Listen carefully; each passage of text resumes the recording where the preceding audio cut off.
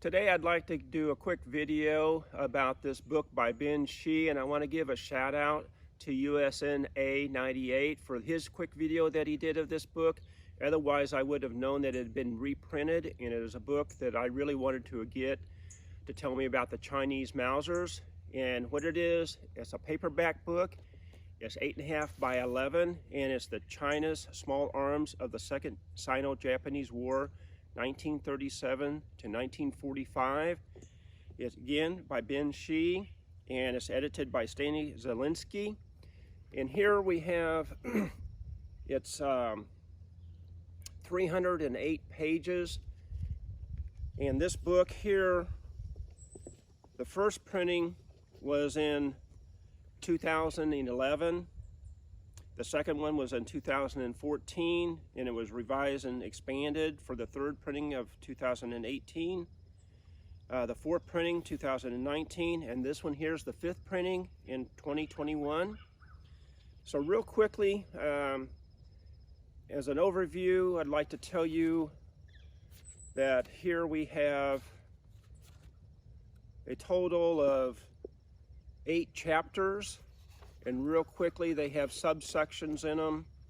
So starting chapter 1, you have an overview. Section 1 is before the war, talking about China, Japan, around the world. And then the eve of the war. Chapter 2, the Chinese ordnance industry during the war.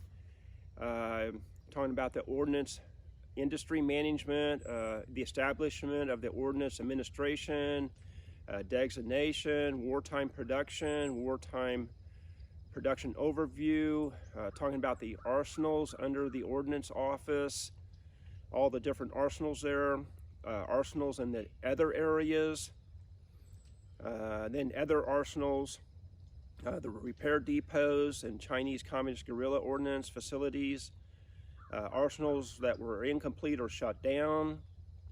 Then you have chapter 2 talking about pistols.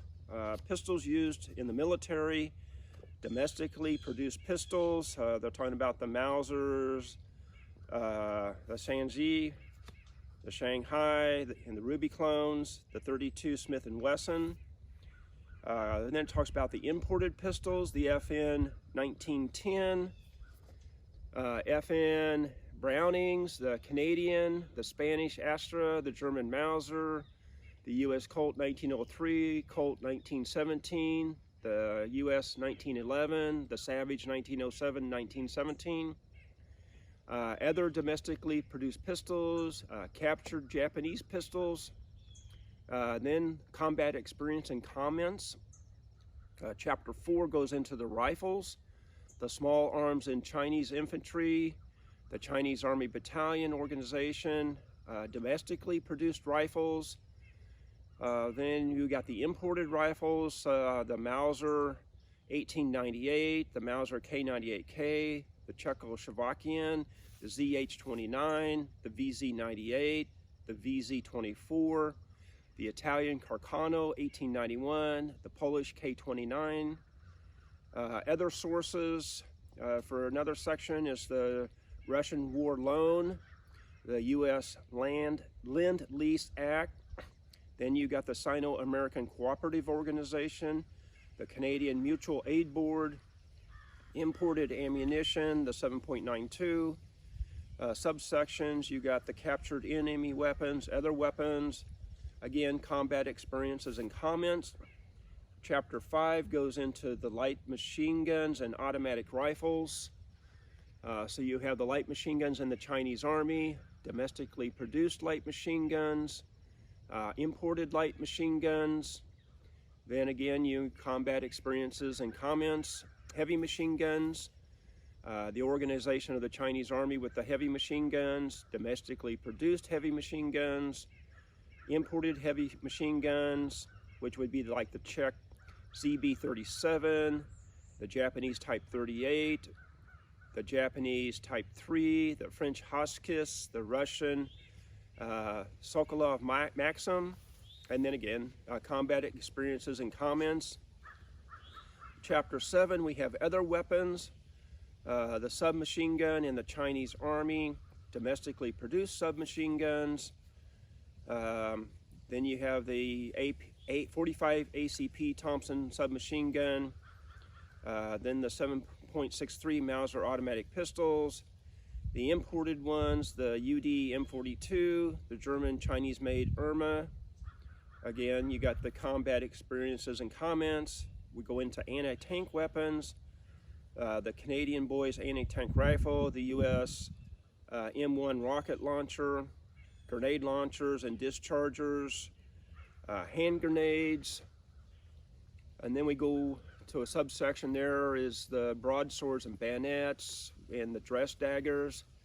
Then we go to chapter 8 in the Japanese small arms, subsection Introduction to Japanese Army Organization, their cartridges they used, the rifles, the Type 30, Type 38, the Type I for the Italian, the Type 99, Type 2, Type 38, Type 44, then goes to the pistols, Type 14, Type 94, light machine guns, the Type 11, Type 99, 96, 99, heavy machine guns, the Type 3, the Type 92, other ordnances, the Type 100 submachine gun, the bayonets, the hand grenades, the grenade dischargers, the heavy grenade dischargers, and then we have the appendix.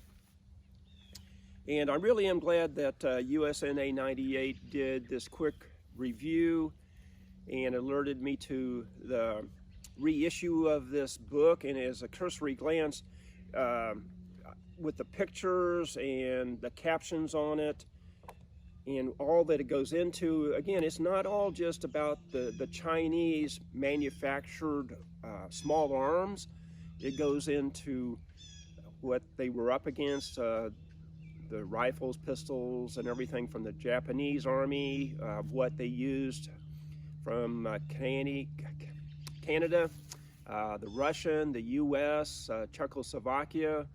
So it's a very interesting book, and if you can get this, it's well worth your time and effort and cost to get this.